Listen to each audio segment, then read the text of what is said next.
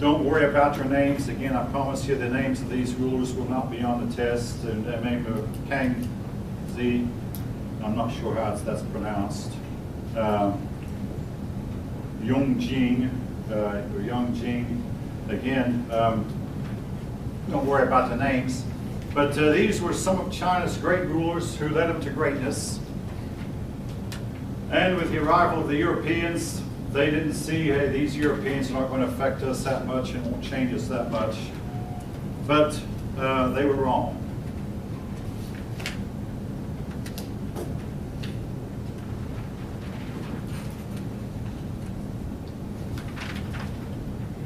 Eventually, the Chinese lifestyle declined, and they experienced a time of great population decline. And a lot of this was brought on, folk, by, you might guess what I'm about to say, a global cooling. The period of time called the Little Ice Age.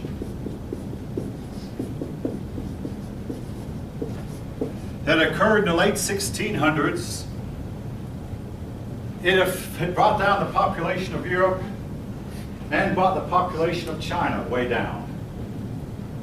Both sides of the big continent of Eurasia, as sometimes people think of Eurasia as being one big continent. Both sides of the continent, life was made hard by the big population decline, which was about to change. In that the climate warmed up by 1750, and it brought about a huge change in population on both sides of the big continent of Eurasia.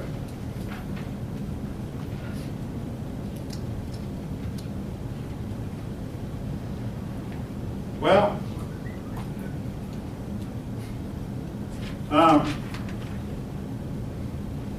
eventually the Chinese had a problem with the Russian fur traders coming into China, stealing China fur, and going out without paying taxes.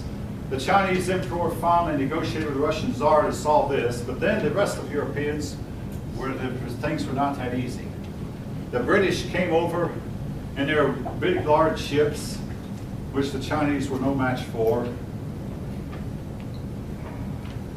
And then there came the big population explosion that occurred in the mid-1700s. I say the Little Ice Age had brought a decline in population. Now, the population explosion was not caused by the Chinese women having more babies.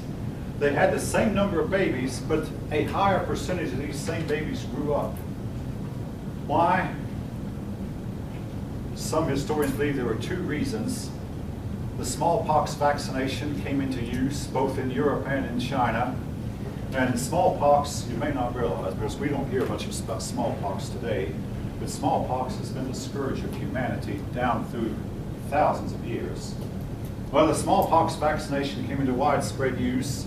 In addition, the Chinese did learn one thing from Westerners, and that was fundamental sanitation, learned to wash their hands before they ate. Louis Pasteur in the mid-1700s discovered that these germs they had seen in microscopes. So we'll talk about Louis Pasteur, I believe, in the next chapter. But he discovered that these germs cause disease, and that these germs could be killed by washing of dishes, washing of hands, washing of plates and spoons. And when they learned this, this meant that fewer young people got diseases, and this led to the big population explosion. Like I say, they had the same number of babies as before, but a higher percentage of these babies grew up. And the population explosion did not seem to hurt the Europeans. Several reasons for this. Number one, Europeans, a lot of them came to America in droves, both North and South America. The Chinese had no outlet. And Europeans also had a bunch of undeveloped forest land that they could chop down the trees and move into. China had little of this. In fact, we look at the demographic map of China today. China looks big on a map, but its people tend to live in a relatively small area of China called China proper, and a few less crowded in Manchuria. And much of China is uninhabited, or largely uninhabited. I mean, there's Tibet and there's Inner Mongolia, which is, Tibet is especially very sparsely inhabited. Inner Mongolia is not all that greatly inhabited. So the Chinese were crouched together, bunched together into small areas of the country with no outlet. Now, it is true later in the 1800s, a few Chinese came to California and they helped build the railroads that we built out in the West. But that's jumping ahead of the story a little bit. This time, a lot of Chinese found themselves landless. Population explosion, which they were not equipped to handle, and this was going on, folk, up until the year 2014.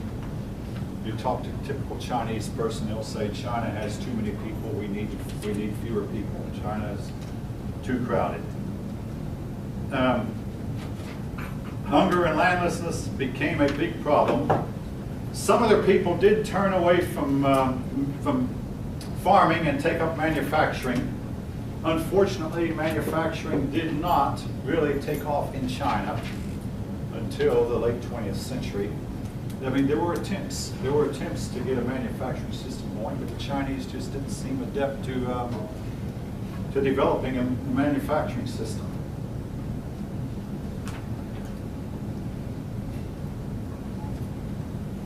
Your book speculates then on, was the Qing dynasty ready for a big takeoff that was squelched by the arrival of the Westerners, and was it the Westerners who arrived and kept them back?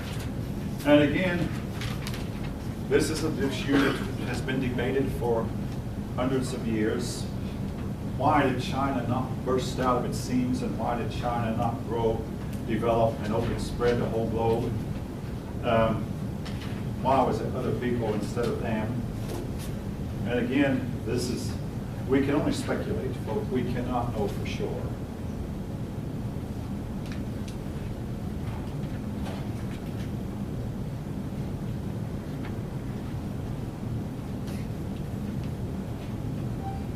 Among the Europeans who came, it was not just traders. The Europeans also came as missionaries to try to convert the Chinese to Christianity. Yes, they made a few converts, but the Chinese, it is believed that they actually came into contact with Christianity in the year 100, right when Christianity was still young. But they have tended to reject all foreign religions, believing that their way of life is better. So they tended to reject Christianity because it was a foreign religion started by a foreigner, just like they tended to reject Buddhism for the same reason. Whereas their two main religions, Confucianism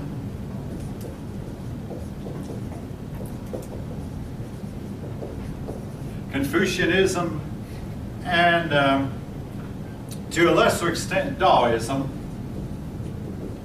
Now that is sometimes spelled, or Taoism. These were religions that originated in China and were founded by Chinese. Anyway, they tended to reject outside influences, and weirdly enough, this was true until the year 1949 when they embraced communism, and communism was every bit as foreign as was Christianity or Buddhism. But the communists wound up taking over even though it was an outside religion. Now, Confucianism. It was founded a couple of centuries, actually about 3 centuries before Christ, by a man named Confucius.